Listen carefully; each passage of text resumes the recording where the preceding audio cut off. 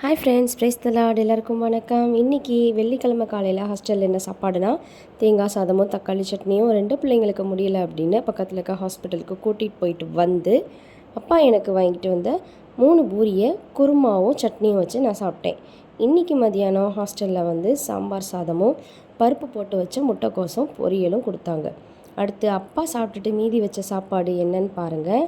White rice. அடுத்து எங்கள் அப்பாவுக்கு பெரியப்பா பொண்ணு இன்னைக்கு வெண்டைக்காய் குழம்பு வச்சு கொடுத்துருக்காங்க. அது குழம்பு மாதிரி இல்லை, நல்லா சுண்டை வச்ச கிரேவி மாதிரி இருந்துச்சு. சூப்பராக இருந்துச்சு. நான் என்றைக்குமே வெண்டைக்காய் சாப்பிட மாட்டேன், பட் இன்றைக்கி அந்த கிரேவிக்காகவே நல்லா விரும்பி சாப்பிட்டேன். நல்லா தகன்னு எண்ணெய்லாம் மிதக்கிற அளவுக்கு மின்னுச்சு.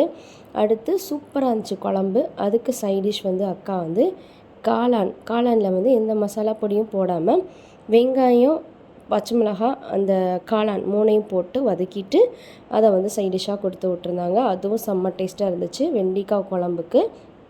அடுத்து வந்து அக்கா இன்றைக்கி எக்ஸ்ட்ரா ஒரு சைட் டிஷ் வந்து என்ன வச்சு விட்ருந்தாங்க அப்படின்னா துவையல். அது வந்து என்ன துவையல், அதில் என்ன போட்டிருக்காங்க எதுவுமே எனக்கு தெரியல.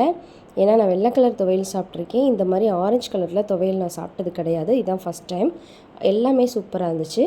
இன்றைக்கி நைட்டு ஹாஸ்டலில் வந்து ரசமும் சவுக்கா வந்து பருப்பு போட்டும் கொடுத்துருந்தாங்க. பாய், குட் நைட். சப்ஸ்கிரைப் பண்ணிடுங்க.